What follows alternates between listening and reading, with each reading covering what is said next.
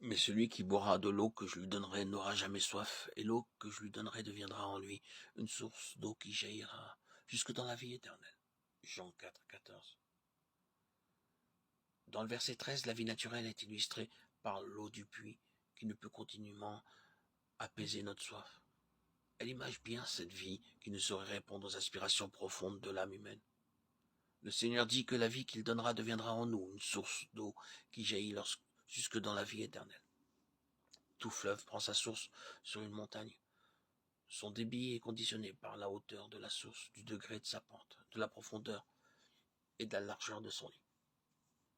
Cette déclaration renferme en arrière-plan l'intention divine, celle de faire de l'homme le miroir de Dieu, pour que lui, le Créateur, trouve dans sa créature ce qu'il est en lui-même. Dieu ne sera jamais satisfait par le seul fait de venir en nous, mais son dessein est de nous constituer d'après lui-même. En utilisant la métaphore de l'eau devenant une source, il attire notre attention sur la nécessité que nous occupions spirituellement une position élevée.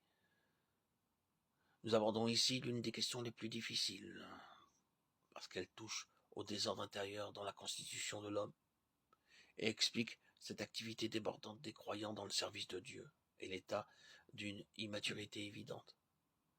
Cet aspect dans l'homme a déjà fait l'objet de plusieurs écrits. Il concerne l'âme et l'esprit, et leur différence ne peut être faite avant que leur division ne soit opérée. Hébreux 4, 12.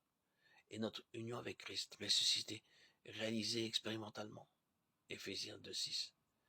Cette division ne s'obtient et ne s'accomplit pas par l'étude, mais en reconnaissant les droits absolus de Dieu en nous et sur nous. Nous introduisons ainsi la croix, puissance de Dieu, pour les établir par le Saint-Esprit, afin de faire de l'Esprit l'organe du service. Romains 1, 9. La pensée de Dieu n'a jamais été un homme en tant qu'individu, mais une famille, un ensemble semblable à lui. Cette aspiration est confirmée par « faisons l'homme à notre image, selon notre ressemblance ». Genèse 1, 26. Dieu créa l'homme à son image, il créa l'homme et la femme. Genèse 1, 27. Et Dieu tira la femme de l'homme. Genèse 2, 21, 22. Qui est une image de l'Église tirée de la mort de Christ. Pourquoi cette vie est-elle en nous? Parce que l'intention de Dieu a toujours été que sa vie soit celle de sa créature. Et ceci est évident puisqu'il voulait que l'homme soit à sa ressemblance. Paul rappelle cette intention. Quand Christ, votre vie paraîtra, alors vous paraîtrez aussi avec lui dans la gloire.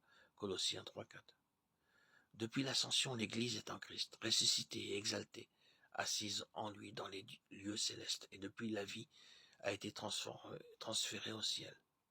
Votre vie est cachée avec Christ en Dieu. Colossiens 3, 3.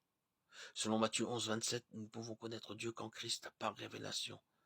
Personne non plus ne connaît le Père, ni si ce n'est le Fils, et celui à qui le Fils veut le révéler. Et selon Jean 1, 18, nous ne pouvons voir Dieu qu'en Christ, Dieu le Fils unique, qui est dans le sein du Père, et celui qui l'a fait connaître.